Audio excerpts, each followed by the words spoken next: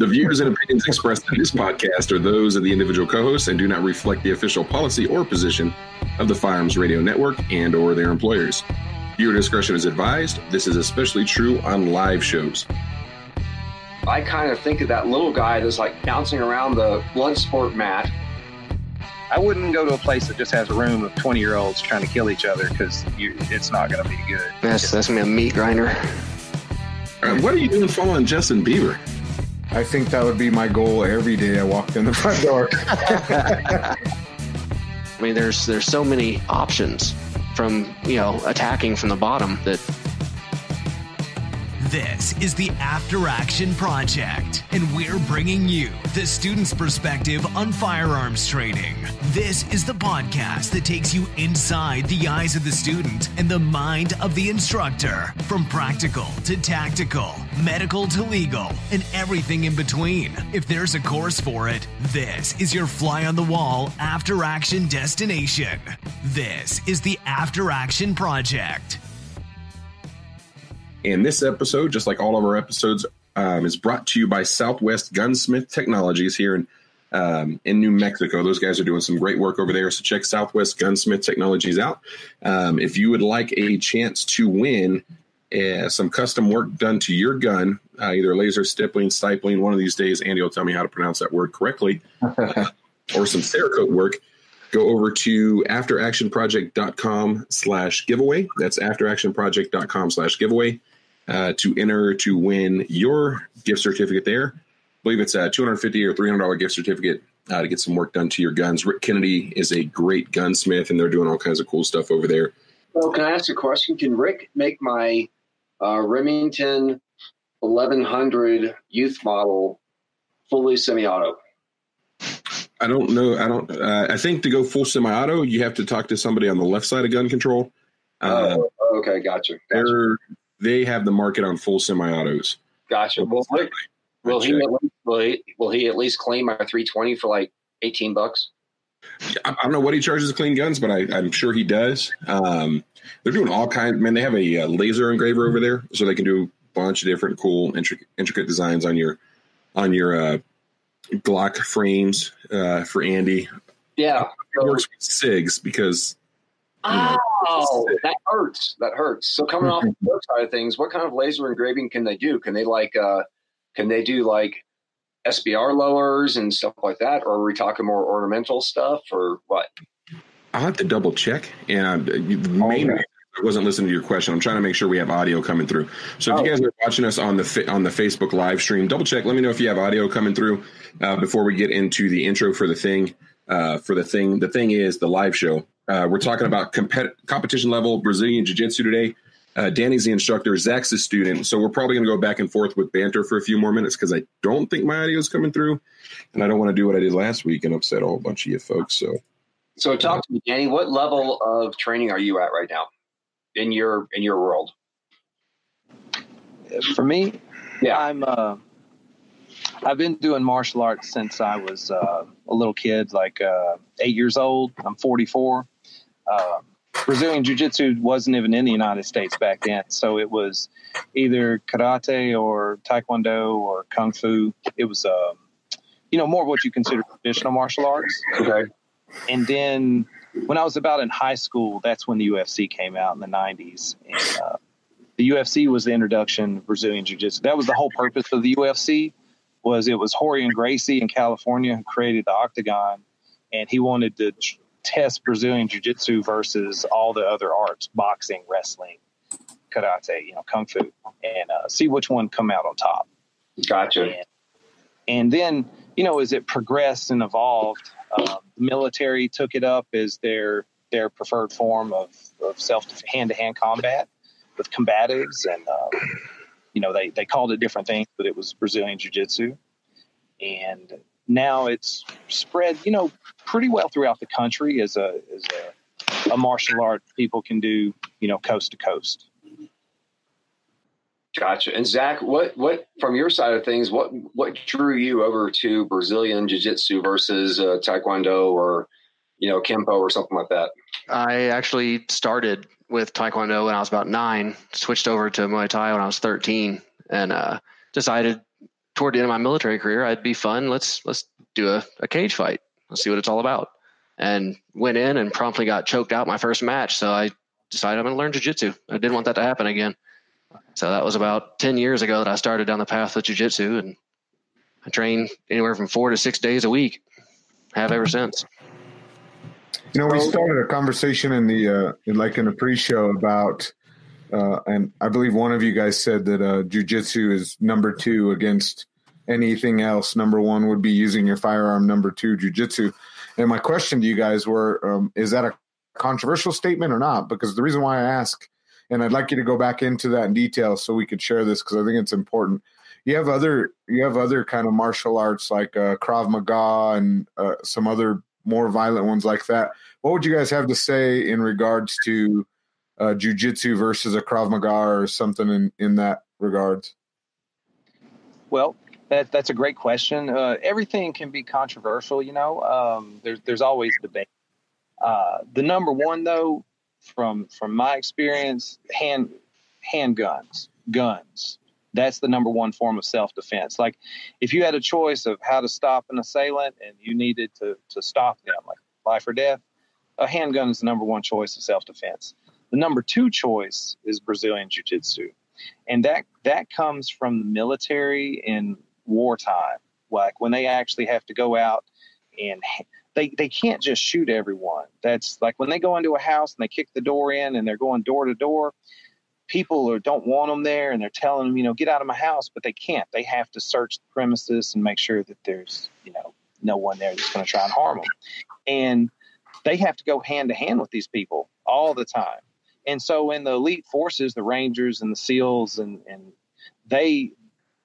they're all coming in with experiences from outside the military. Like maybe like Zach when he was 9 and me when I was 8, we're doing Taekwondo and kickboxing and Muay Thai and Brazilian Jiu-Jitsu.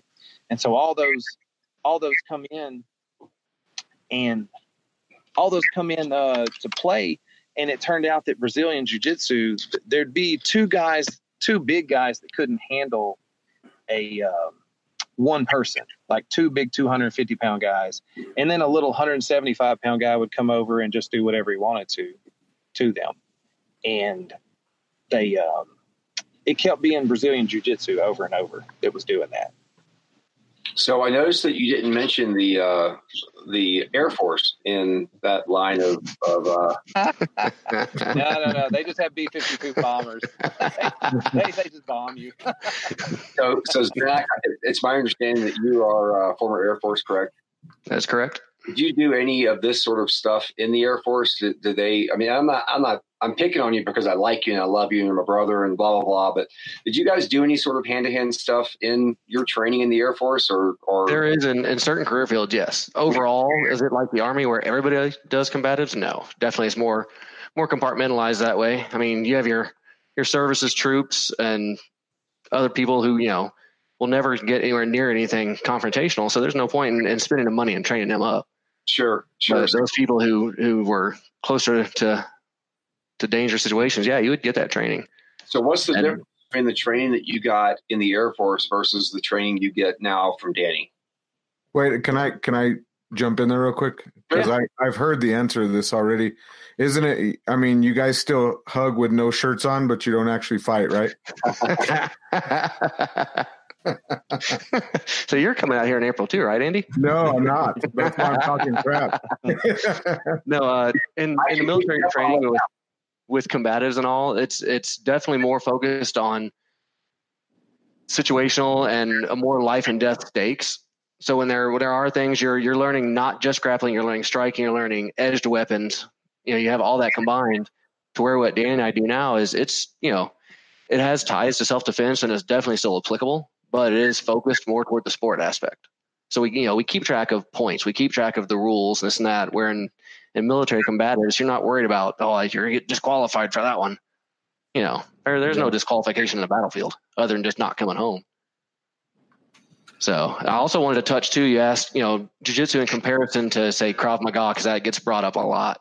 Mm-hmm. And any of the good striking arts. I mean, we've all been around. You've seen bar fights. You've seen scuffles break out. How many times do any of these fights stay on their feet? None. one guy tackles the next guy, and then it's a brawl on the ground. It always goes to the ground. Oh yeah, and in jiu-jitsu, that's where we live. Everything is on the ground. So if you take me to the ground, you're in for a long day. Or a short one. And that's where we have the advantage. Yeah, or it might be a really short. You might get a nap real quick. Right. But it's that, and that's where we have the advantage because Krav Maga is highly effective. Muay Thai, highly effective. Western boxing, same thing.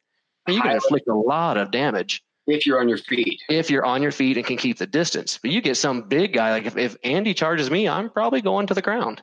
But I'm not going to fight that either because I know then I have the advantage. Yeah. So do you guys remember the movie Bloodsport with John? Oh yeah. When and this is I'm making a joke here, but I'm also tying it into a question. Mm-hmm. You remember the scene where you had the big old guy that had the huge tactical shelf here that the tiny little Brazilian guy was like acting like a monkey? Oh, that was Capoeira, but yeah. Yeah, but I'm driving home to a point. You got somebody like Andy who has that same tactical shelf, and you got that little guy. So when I think of Brazilian Jiu-Jitsu, I kind of think of that little guy that's like bouncing around the blood sport mat with whoever that big fat, Japanese guy was.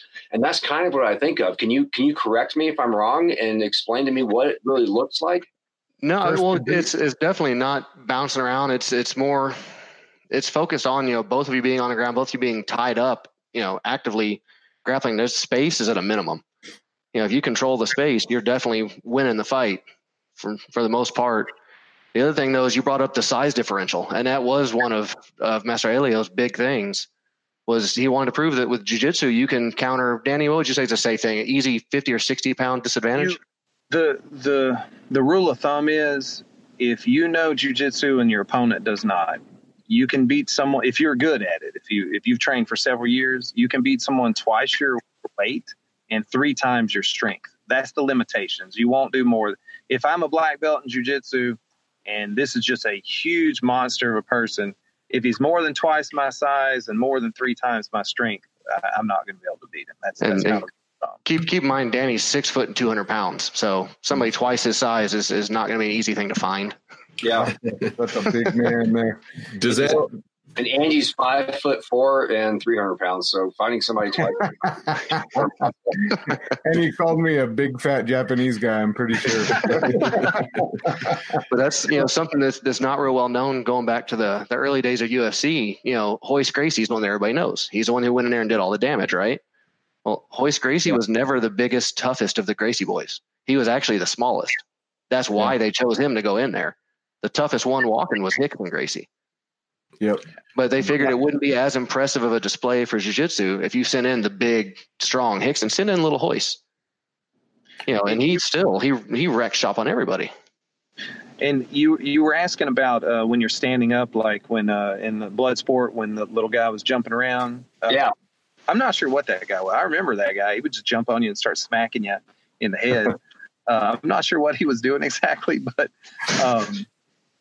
if you, jiu-jitsu is kind of a big Japanese term. It's kind of broad. It's kind of everything. It does include striking, kicking, and punching. Judo is another branch of jiu-jitsu. Like judo, they took the takedowns out of jiu-jitsu and said, I'm just going to focus on the takedowns and the throws primarily. There's a little bit of submission work, but judo is just a portion of jiu-jitsu. So when I'm on my feet and we have a gi on, thick uniform that we can grab and get grips, I use judo at that point to throw people, trip people, pull them down. If we don't have a uniform on, if we're just bare shirted, which I usually have some kind of shirt on, but too old to run without a shirt on. If we're like doing no gi where we can't use any grips on a uniform, then I use a little more wrestling. Sure. I'll be more of on the feet. I'll be a wrestler, but make no doubt once I get them on the ground, or maybe they get me, maybe they're really good at wrestling, or they're, they tackle me when I'm not looking or something. Then once we're on the ground, it's all jiu-jitsu. That makes sense. So Danny, so I used to watch UFC a lot, and I've gotten away from it now just because they've gotten too big, but that's a whole other story. But that's what got me into UFC, is watching jiu-jitsu, watching Royce Gracie and all of those Henzo and all those guys just wreck people, and it amazed me. But let's get to your guys' class and give me some details. So I'm a brand new guy walking in the front door.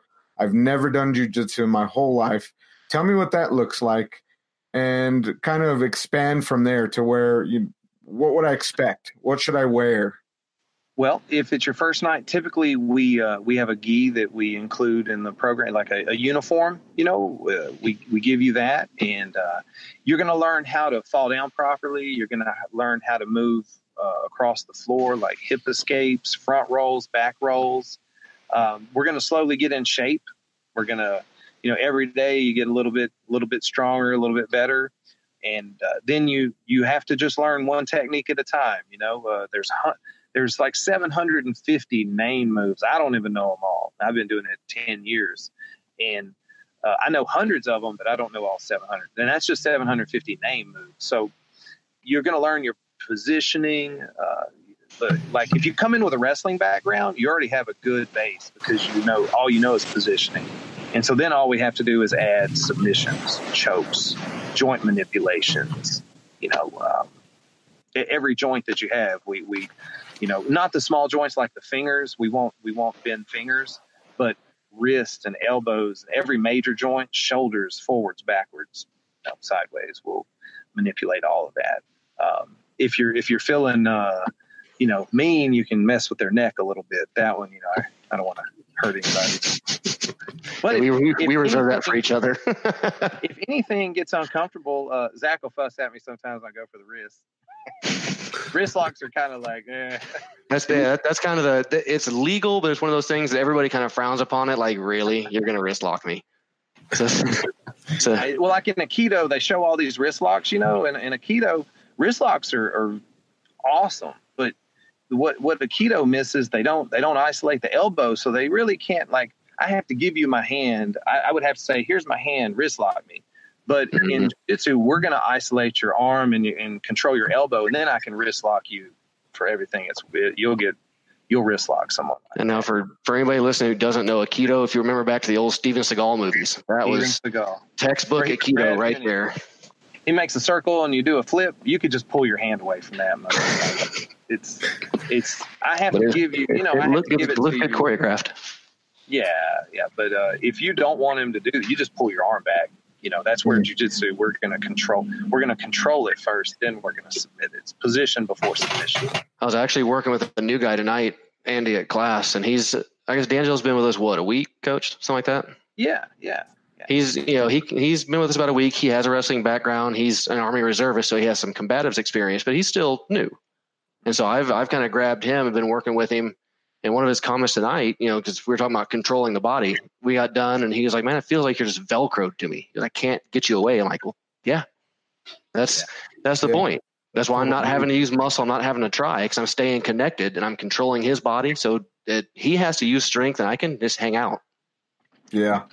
I used to, my daughter used to be in martial arts when she was a kid. And just before we'd get there, they had jiu-jitsu sessions and the dudes would just be, worn out as we're walking out the door. And that was always interesting to me, how that was kind of cool. We already have a listener question. It's from Rodin. And he says, I've always wanted to take BJJ, always too scared to get hurt, like breaking something, bad knees. What advice would you give on a new student? Coach, go ahead. Well, first, it depends on what school you go to. You need to go scout it out a little bit. Just like anything else, you're going to spend a lot of time doing. And if you like it, you'll spend a lot of time doing it. So go scout it out. Go look at the school closest to you. Look at reviews online. Go watch class. And if you see people getting just thrown through the floor or all messed up, don't go there.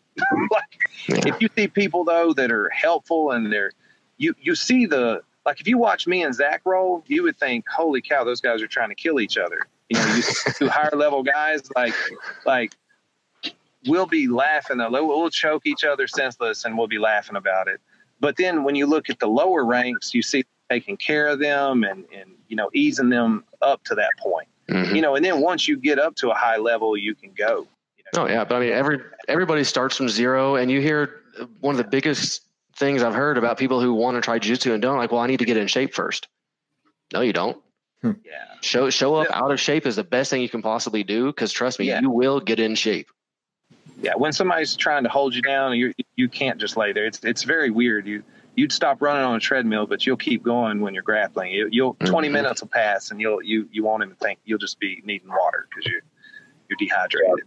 Yeah, I think that throwing them in like baptism by fire kind of thing. When I do my with Andy and I, and Jeremy's been involved in this too, when we do our instructor training courses, I mean, it's baptism by fire, baby. I mean, we get them in there and we stick them in front of us right away, and we're evaluating and thundering away at these guys. So it sounds like, you guys, I mean, like we take care of them and we baby step them into the big aha moments.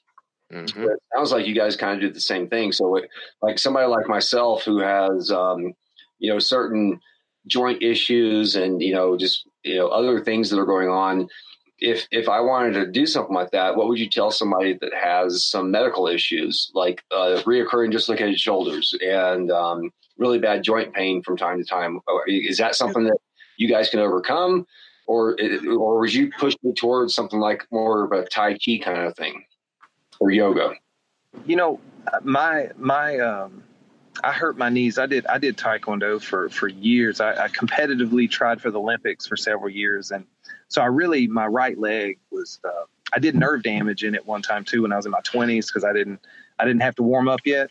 And I kicked a bag without warming up, and my knee was numb for years. Like I would drive with it sitting on my seat. Jiu-Jitsu strengthened up my core so much that it makes I squeeze so much with my legs, like not anything crazy, just that's what you do. You do a lot of like holding and positioning, and, you flex, a lot of muscles you don't normally do.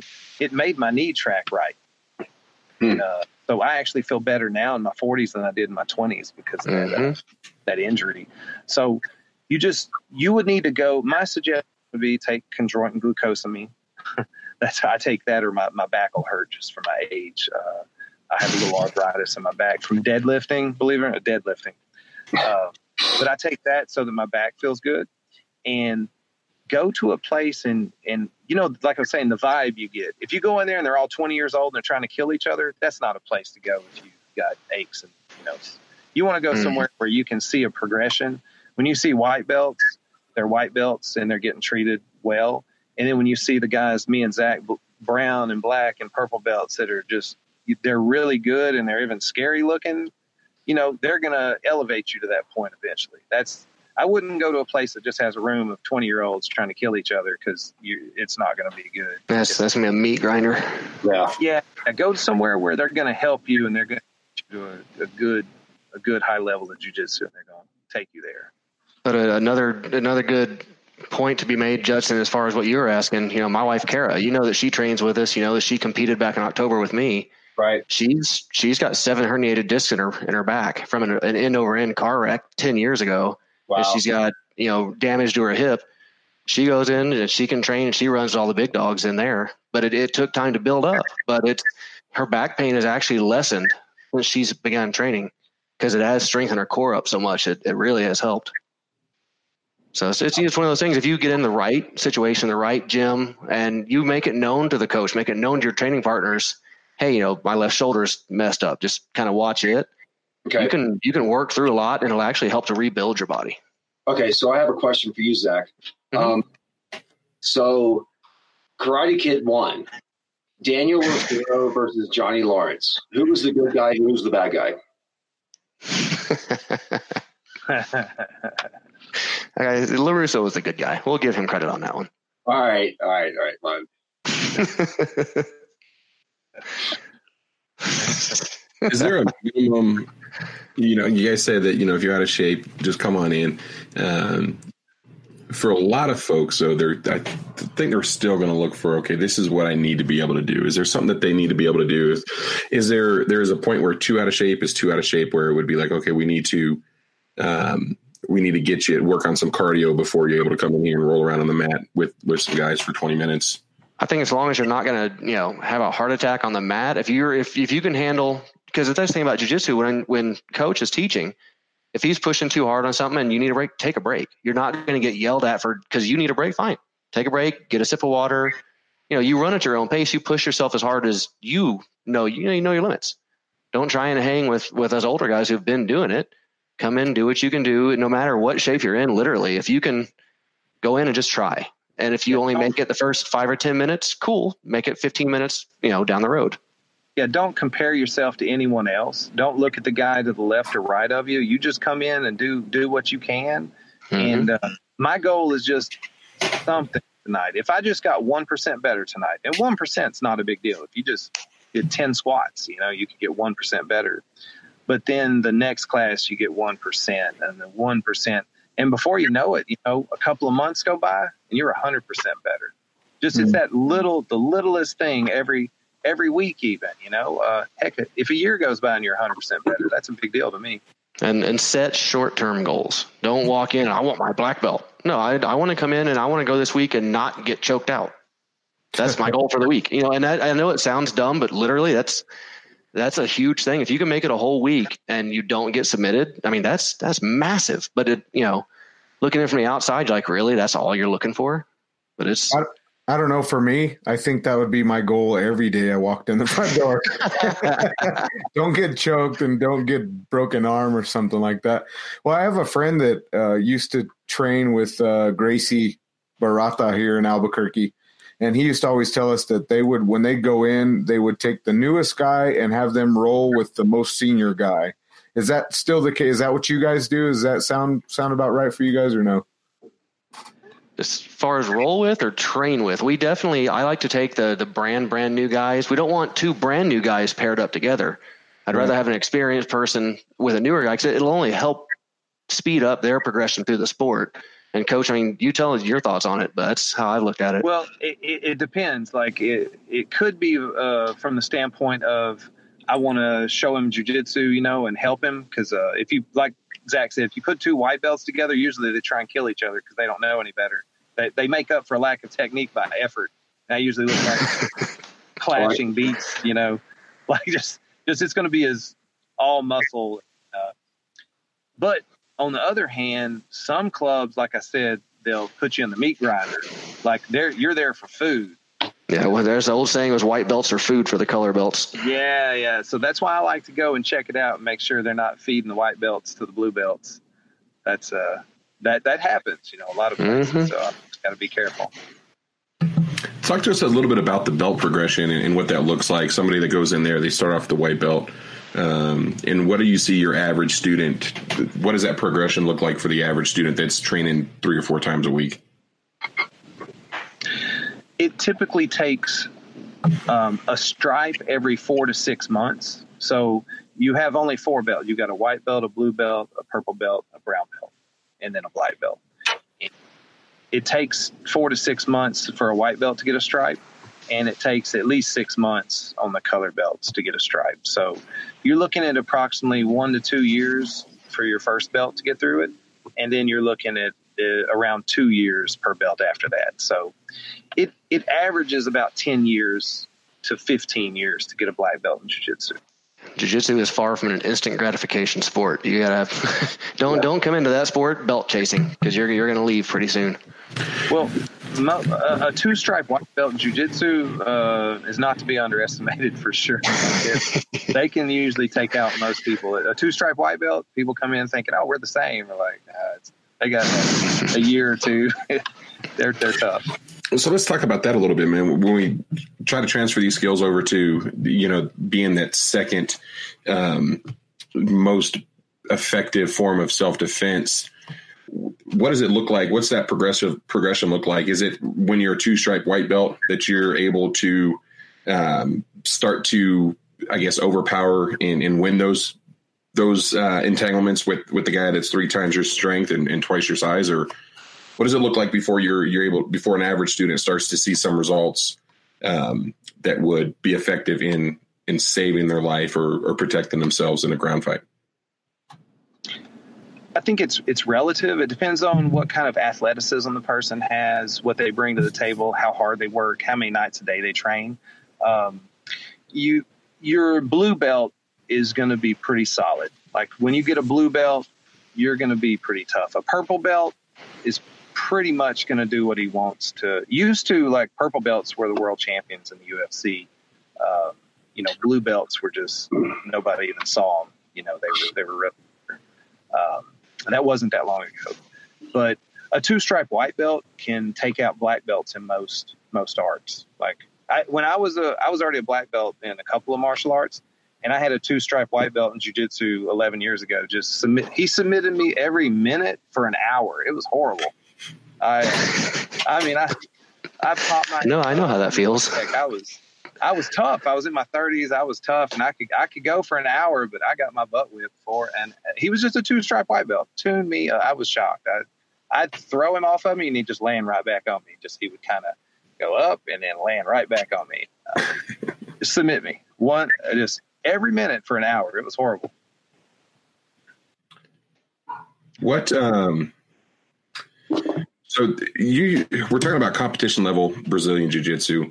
What's the difference between that and the other? Are there other forms of Brazilian Jiu-Jitsu? And kind of explain that, the gi, the no gi training, and if you wouldn't mind expanding on that. Yeah, there is kind of a divergence.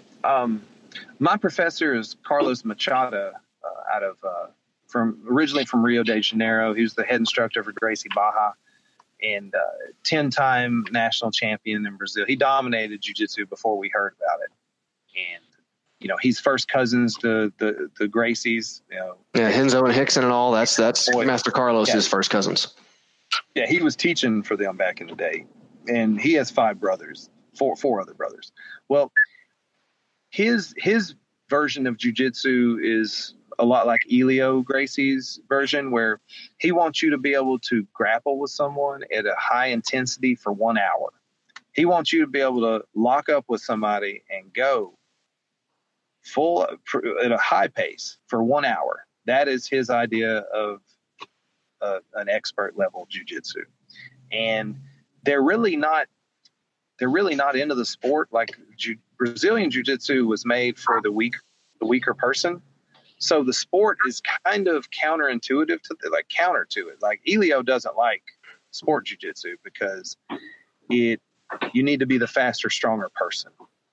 And I personally like both. I like the idea of being able to grapple. If I had to defend myself, we could go at it all day, hours.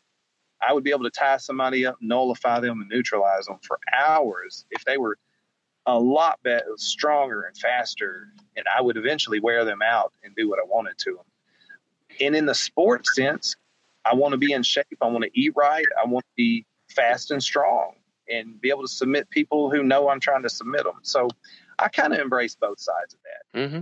Definitely. Well, I think, if you're going to do the sports side, the self-defense side is an automatic.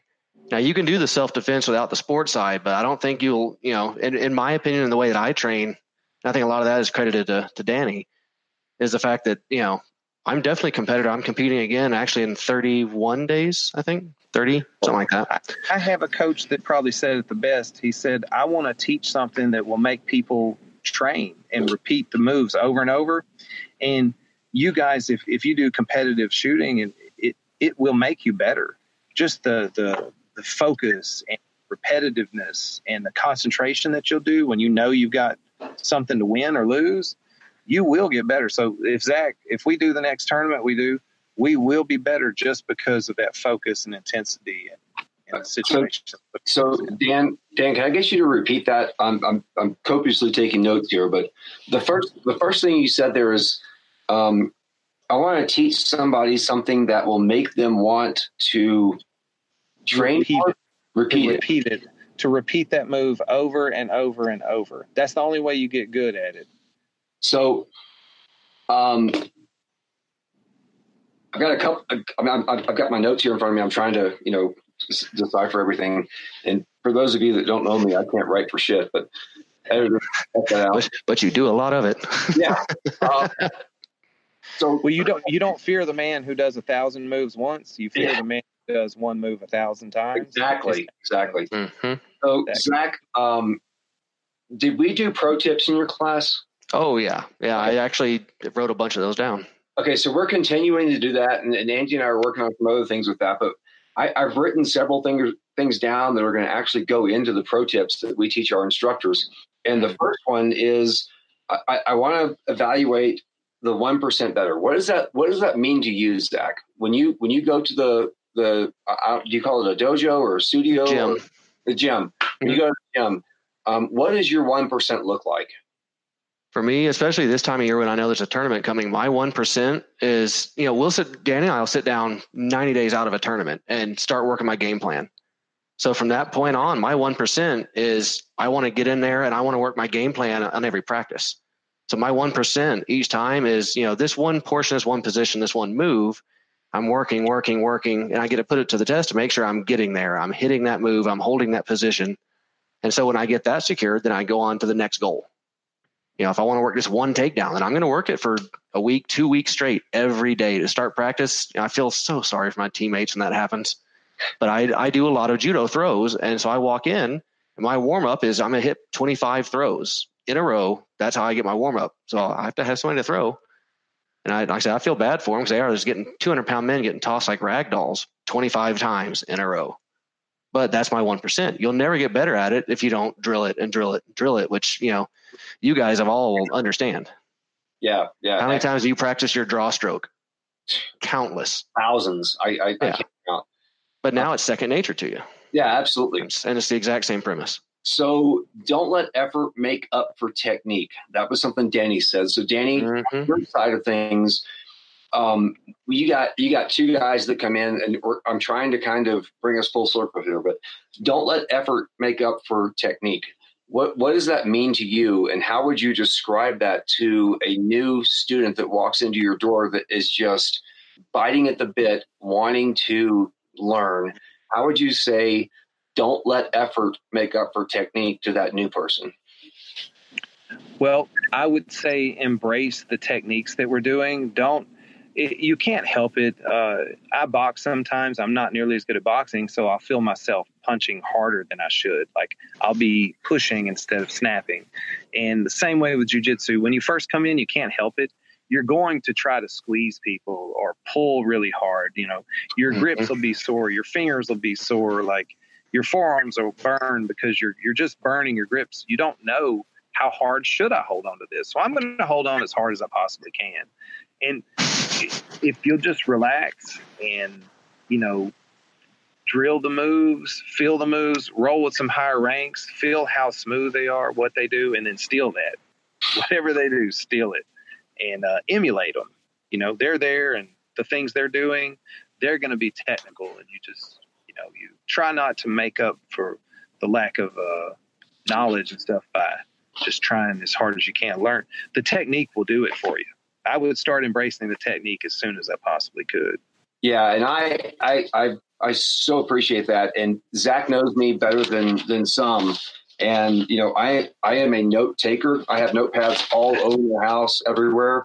And well, if you go to the other end of the spectrum, we have CrossFit guys and we have bodybuilders come in sometimes, big weightlifters. I mean, I've had guys come in and I swear their trap was at their ear. Like they had traps, like literally up to their ear.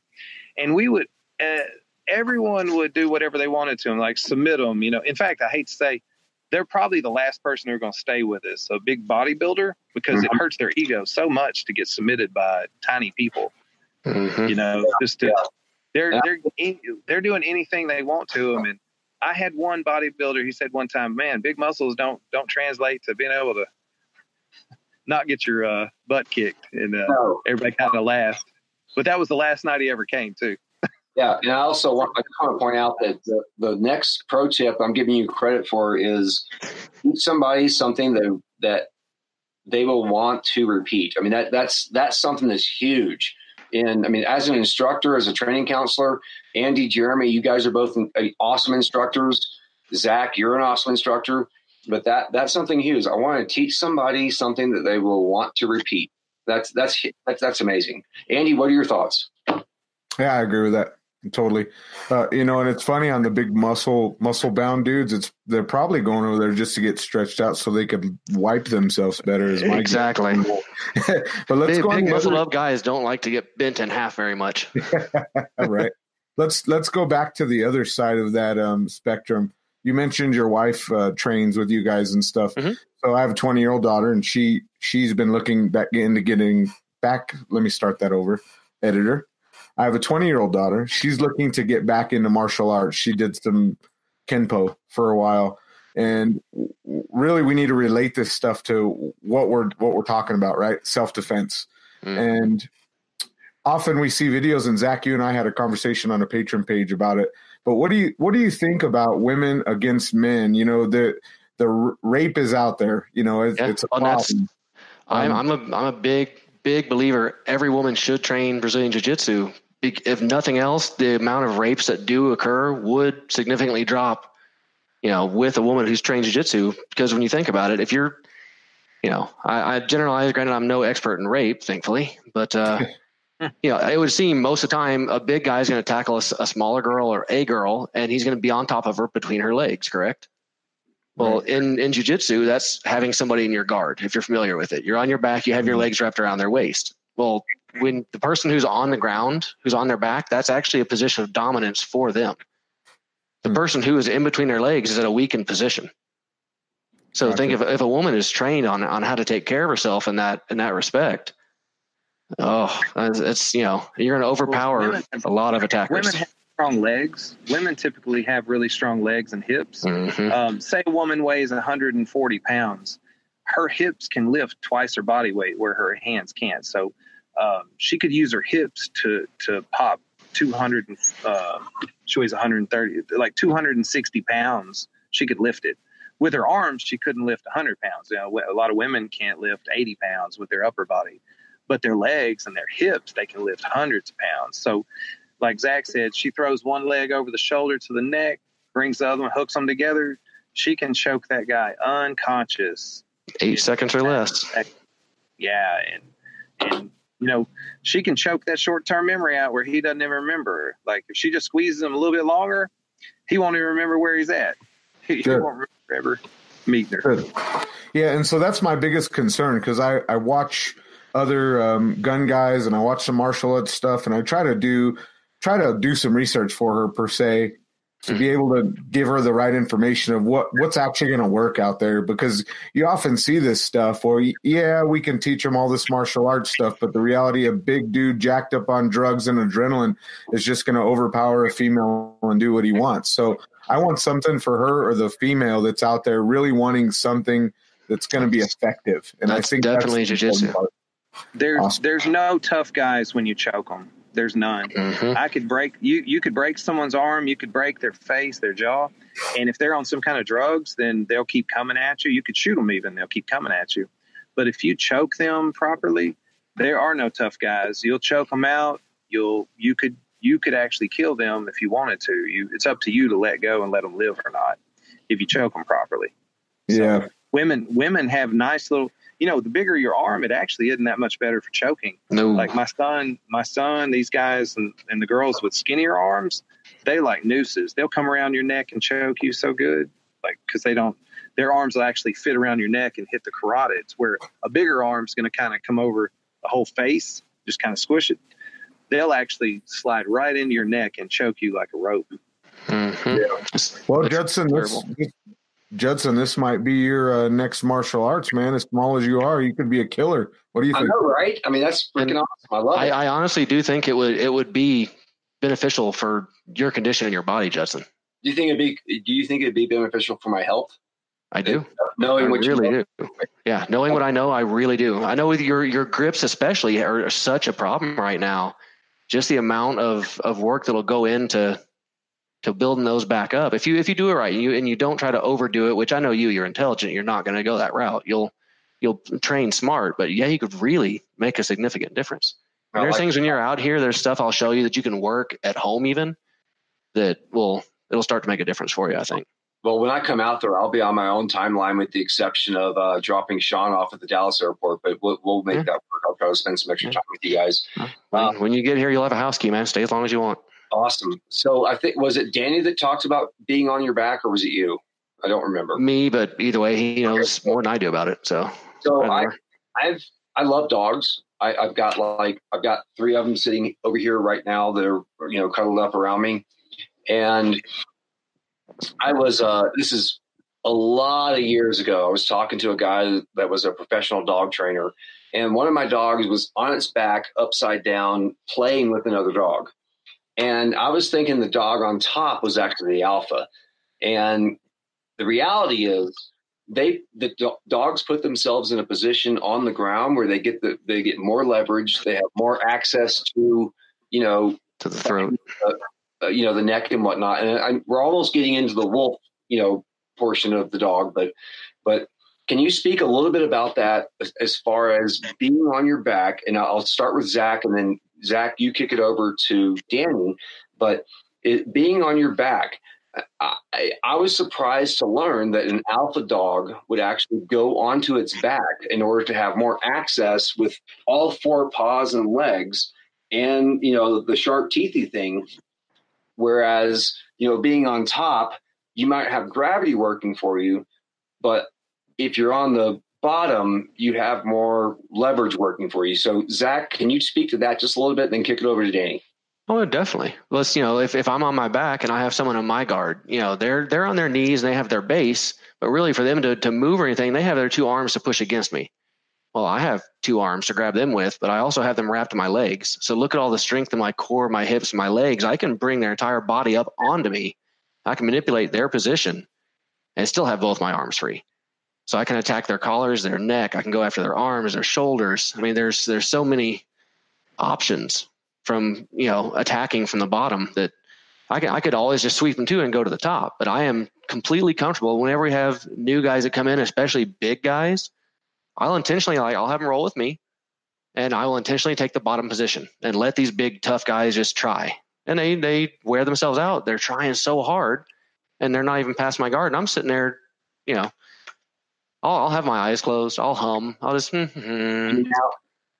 Oh yeah, because I want them to see that it's not how hard you can do this, not how strong you are. It doesn't matter. Danny hears all the time, and he laughs every time I'm rolling with a new guy. And I'm like, slow down your breathing, close your eyes, relax. You go to a lot of these gyms and they play reggae music because it keeps everybody chill. But it's something that's why, but I always take bottom position just to let them see, I'm a big, strong wrestler. I'm stronger. Yeah, you are. And you're still going to get choked because you're just going to struggle and struggle. And I'm going to be able to hang out, and I'm going to pick my time when I want to do what I want to do. But it's like you said, it's counterintuitive to think that you would be on the bottom and be in the dominant position. Yeah. So, Danny, please fill in where I've left gaps, I'm sure. Well, I definitely, me personally, I like to be on top. I like to get the top position because if we're in a self-defense situation, I want to be on top of them and they're in the gravel getting all cut up by that. I'm a bigger guy, so it's very likely that I can get the top position and put a lot of pressure on people. Like if I got on top and I was to hook their legs with mine and grab their head and put my hips, you can put around 500 to 600 pounds of hip pressure on their diaphragm. I've submitted humongous, 275-pound men that were really strong with just their I just squished their diaphragm so bad they couldn't breathe anymore, and they had to stop just from me being on top. But the reason jiu-jitsu is so effective, and unlike wrestling, it's not weight class. If you're bigger and stronger, let's say I run into a 350-pound Brock Lesnar, just a big, just monster. He's going to get on top of me. He's going to take me down. He might knock me down with one hand even. There's just nothing I can do about a guy like that. So now I got to be able to work from the bottom position, and work my way into a good position, maybe his back, maybe underneath him, maybe to his legs. So it allows me to not be the stronger person and still come out, winning for sure. A woman would try to punch a guy in the face and he might just, heck, it'll hurt her hand more than it will his face probably if the guy would be attacking her. But if she was he took her down and she ended up choking him, reversing him, taking his back, she would do that because she she wouldn't be scared from the bottom. She would know how to move her legs and hips. And, like I said, she could either choke him from the bottom or go to his back or reverse him from the bottom. So she'd have lots of options, and, just like we would. Is there, I think we'd all agree that if there was only one martial art that someone could train in, jiu-jitsu would probably be near the top of that, if not the top choice. Is there another martial art that kind of complements the skills that you would employ in a street fight or in jiu-jitsu? Is there something to kind of supplement the standing, or is there some standing work in jiu-jitsu? So you're asking the striking portion? Yeah, well, jiu-jitsu is, correct me if I'm wrong, is primarily the grappling, right? It's correct. Primarily focused on grappling, but what up until the grappling point, right? Is there skill sets in jiu-jitsu that focus on striking? Typically, no. If we touch on self-defense, we'll talk about it, but it's mostly to avoid getting hit. It's mostly like defending and deflecting and taking people down. I'd say if you want that complementary portion for striking, Muay Thai is going to do the most amount of damage with the least amount taken. That's where my money would sit. Or boxing. I like boxing too. Boxing's simple. It's just a couple of punches, putting together combinations. Boxing's simple. And what does a student need to show up with day one? If you want to, day one hasn't practiced any martial arts, what does he need to bring with him? Just shorts, just like sweatpants and a t-shirt. And a bottle of water. Yeah. Have at it. That's awesome. And as far as self-defense, I wouldn't even think so much. Self-defense is important, but health is a big deal. Just being healthy and happy. And when you work out like that, when Zach and I grapple, it releases endorphins, and it's like taking a pill, like a happy pill. Instead of you having to take one, you're going to release endorphins and adrenaline. And when you get done, all the worries of your day are melted away, and you're left with just a really euphoric feeling and a feeling of satisfaction. And you go home and sleep better that night. And then the next day, it may be rough going through the day, and then you get back and you get to wipe out. Sometimes you don't even want to go. You're upset. Stupid stuff happened all day. And you're like, I don't even want to go tonight. But then you just go. And by the time you get done choking, Zach gets done choking me. And we're having a great time. And, it's a form of happiness as well. Like a good workout is very good for your mental and physical health as well. And that's way more likely to benefit you than even self-defense. That's every day I'll benefit from being happy and healthy. Yeah. Yeah. So I have a question for both of you guys. I'll pitch it to, let's go with instructor first. So Danny, I want a legitimate martial art. The question is, are these people legitimate martial artists? Yes or no? Bruce Lee. Yes. Chuck Norris. Yeah. Oh, yes. Absolutely. Oh, yeah. Steven Seagal. Nope. And Jet Li. Jet Li. Jet Li. Yeah. And Jackie Chan. Yeah. And Donnie Yen. That's Ip Man. Yeah. Is that Ip Man? I don't know. Yeah, that's what he's talking about. I don't know it. So Zach, how about you? Bruce Lee, yes or no? Oh, yeah. Chuck Norris. Yes. And Steven Seagal. Nope. Jet Li. Yes. Jackie Chan. Yes. And Donnie Yen. I don't know him either. Okay. All right. Then how about Jean-Claude Van Damme? No. Okay. Awesome. So, Are you kidding? He got beat up by his own bodyguard for getting drunk and lipping off about 10 years ago. Right on. Andy, anything to add? Well, case in point, didn't Justin Bieber just beat up his bodyguard too? What are you doing following Justin Bieber? Hey, I got to get in with Justin warned me about Andy. I wish he would have warned me. Have y'all ever heard of Judo Gene LaBelle? Yes. Heck yeah. Yeah, he's awesome. He he carried Bruce Lee around on a movie set on his shoulders one day. Like he picked Bruce Lee up and put him on his shoulders and ran around the movie sets on Enter the Dragon. And Bruce Lee was yelling, "Let me go, let me go!" And oh, really? Gene LaBelle was like, "No, no," and just ran around the movie set with him on his shoulders. Gene LaBelle actually had one of the first MMA matches in the United States in the '60s. He was actually Joe Louis and all those the top martial artists at the time. They were getting called out by the boxers by Muhammad Ali, and Muhammad Ali was the best, and they were saying that boxing could beat everybody, and they came to Judo Gene LaBelle in California, and they came to him and said, "Hey Gene, we want you to fight in an MMA, like a full contact, like no rule kind of deal against boxers." And he was like, "Why would you come to me? You're like Joe Louis, and this is like Bill Superfoot Wallace. Like, what are you guys coming? I'm a judo guy. Why are you coming to me?" They said, "Because you're the most sadistic bastard we know. You just kill him." And so he's like, "Well, I don't know about that." And they said, "We'll give you $1,000. He said, "Oh, I'm there. I'll do it." And he's like, "I'll choke my mom out for $1,000, but she probably didn't." Hey, $20, right? Yeah, exactly.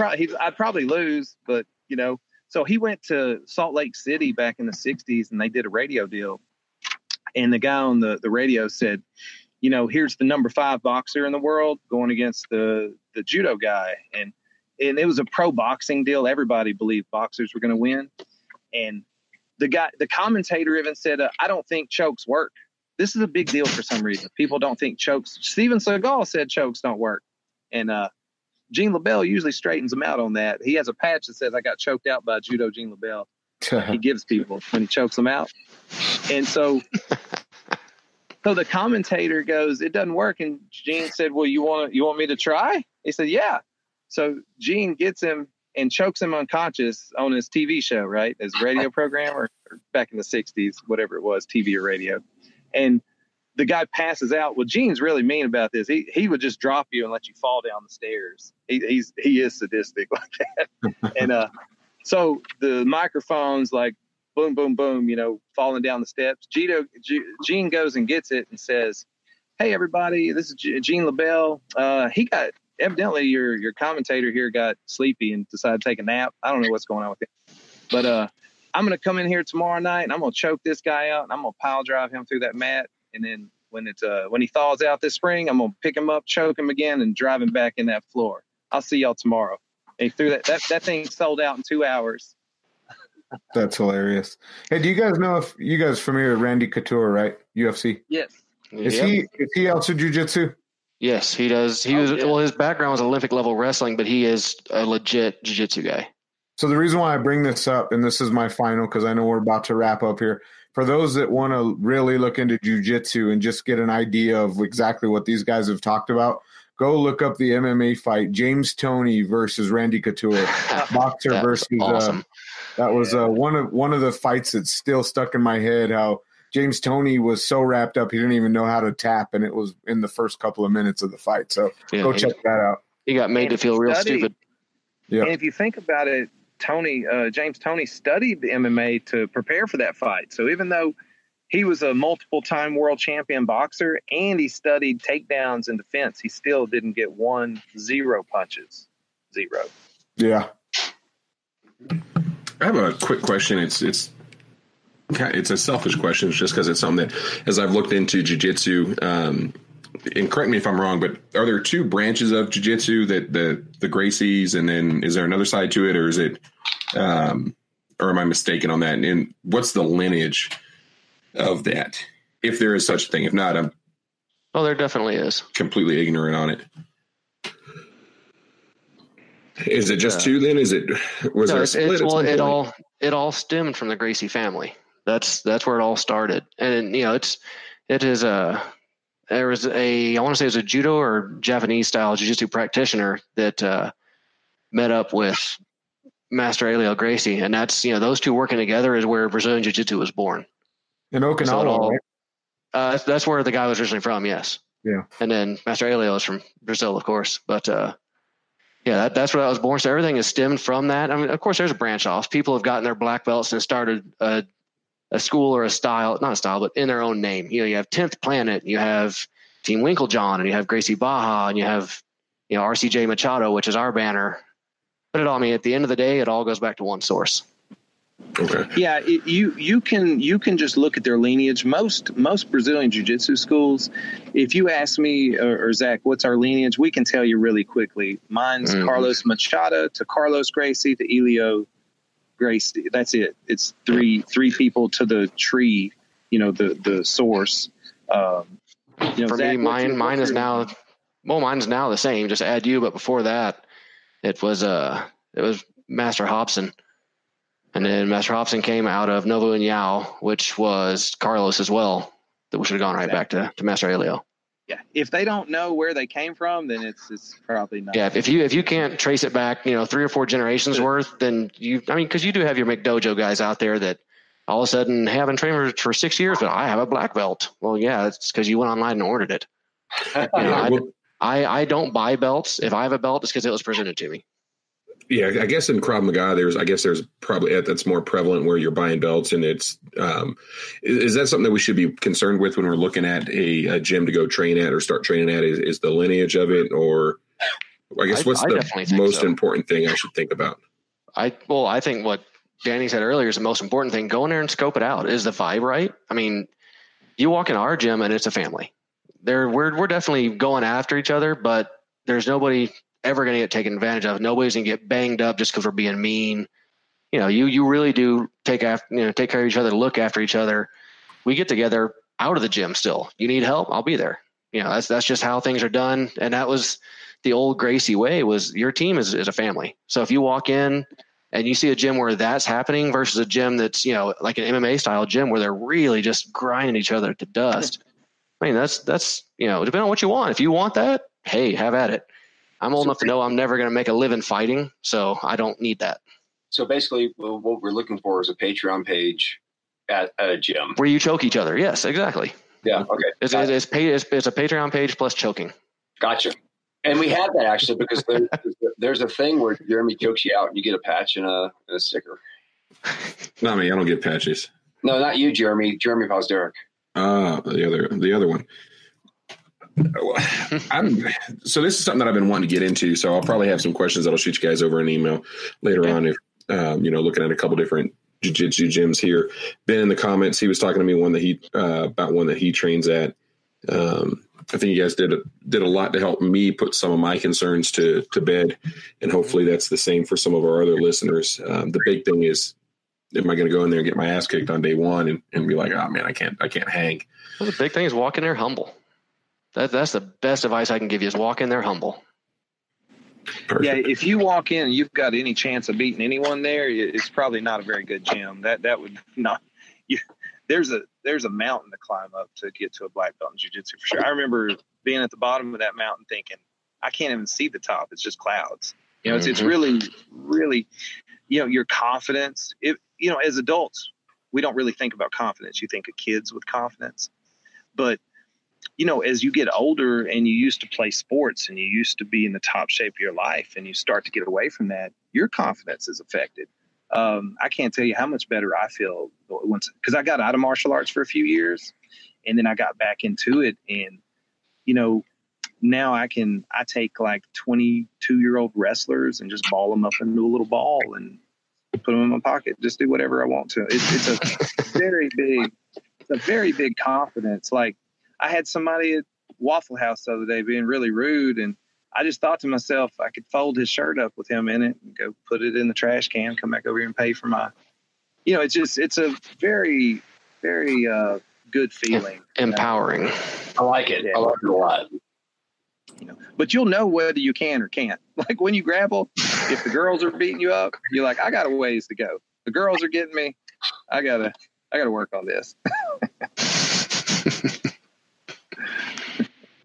Well, Zach, I will. I cannot wait to come down there and train with you in April, and that's going to be an awesome class. Danny, I hope you're able to attend. It's going to be Sean flying in. I'm going to pick him up. We're going to drive over to Shreveport, and we're going to throw all sorts of crazy stuff at you. And I can't wait to see how you guys use your mental, physical, your abilities that you guys have been working on for years and years and years in a trauma force on force class. So we're really looking forward to that. And, we appreciate you guys coming on the After Action Project. And Jeremy, do you have anything to close out with? I was just going to say, I think you got Judson to sign up when you said you could fold that boy up and put him in your pocket and do whatever you want with it. Really? Sorry. Justin's just getting excited about putting boys in his pockets again. Yeah. I've just been, soaking it all in because I'm glad we did this discussion because it's something that's been on my mind. My boy was doing Kenpo for a little bit. By a little bit, I mean a really short period of time. And Jiu-Jitsu is kind of where I want to steer him. And then, my daughter, when she's a little bit older, she's only 3 right now. So I think this will help me out a lot in making some of those decisions. But you have my information. Contact me with any questions or gym suggestions. I can track information down. So I'm available. Oh, that's perfect. I appreciate that. Well, Zach, do you have any parting advice for our listeners? Any last minutes? I know we've it's jam packed with advice, but if there's one thing you could tell our listeners, best piece of advice, what would it be? Is just remember, everybody starts at 0. So go in and try it. Everybody started from the same place. Just go and get started. Perfect. And Danny, the same thing to you. Best piece of advice for our listeners. Yeah, absolutely. Go look at the gyms around you and watch a couple of classes. See if it has the right atmosphere and if the people from white belt to black belt, you see that progression. Like they're starting out just like you, and then they end up becoming just the baddest people you've ever seen. They can do anything they want to people when they get that black belt. And then just 1%, just a little bit a day. Don't try to be that person immediately. It'll take time. That's probably my struggle point because I want to be black belt day 2. And I know better, but that's just my, that's my you have ego. To pass the instructor call first. Hey, man. Oh, I even passed that. Dude, I don't want to talk about that. I'm still upset about that. Damn. We had a last listener question sneak in there from Ben. How much should you expect to be submitted in the first 6 months? Yep. All the times? All the time. Yep. Every night. Yep. Every night. Pretty much count on it. Is that from Alpha Ben? Yeah. Okay. I love that guy. Nice. Yeah, expect it to happen continuously and, then keep at it. And by that 6 month mark, you'll see it doesn't happen continuously. And then you'll notice you start to submit others. And that's when it gets real exciting. That light bulb comes on. You're like, yes. We're interesting. Like human beings are interesting. We think automatically that we're able to handle ourselves and defend ourselves in any situation, and it's a hard reality check times, because we just in our mind we're there's a video I watched that's funniest. It's like we overestimate our abilities by 4,000%. Like I don't want to get in a fight because I don't want to kill nobody. Like, have you ever been in a fight before? Where do you come up with this stuff? But we just innately think like that. And when they go, to class, it'll be interesting. You just got to go in there and with the right mindset. This is going to be a humbling thing. It's going to be, I'm going to learn a lot. I'm going to actually be what I think I am one day. We're interesting like that. Yeah, that's me. It sums me up perfectly. I told my wife, I'm just running to the store. I'll be back in 20 minutes. An hour and a half later, I'm texting her she needs stuff. Yeah. Awesome. Judson, Andy, do you guys have any last minute advice, parting advice for our listeners? Yeah, I do actually. For the people that don't know me, I don't give a crap, but I've been going through stuff in the last year, and my body's been mean to me, and I have not been able to shoot every time we go to the range with our friends and family and brothers and sisters. If you're an instructor, we try to requalify with our instructor target, which is it's not a stupid hard drill. It's 15 yards, 20 rounds, and 16 of those rounds have to fall in a 6-inch circle inside of an 8-inch plate. And because of my limitations, I haven't been able to do that for a year, and I haven't tried to do it for 6 months. And yesterday I was on the range with Andy and Jeremy and Justin and Ben, Alpha Ben, and who else was there? Dave. I wasn't there though. Dave, right. And we all stuck up instructor quals, and I was able to actually qualify on an instructor target for the first time in a year. Nice. So what my parting advice is, there's hope. Go out there and do it. Get out there and try it. Don't stop trying, because the second you stop trying is the second you submit. I love it. Andy, what about you? Oh man, thanks for hopping on as always. With these type of podcasts, generally we talk about guns and self-defense, and we're shooting and all this stuff. I think it's very important that we dive into this pretty often with martial arts, and because I think this benefits more than guns do, believe it or not. So thank you guys for coming on. It was actually a really good podcast. You guys answered a lot of questions that I've always had in my head. So I appreciate both of you. Yeah, thanks for the invite. I appreciate it. Thanks for having us. Yeah, thanks for having us. Absolutely. It was great having you guys on. Remember, it's your life. It's your safety and protection. It's your responsibility. Head over to afteractionproject.com/giveaway, and we'll see y'all next week. And show.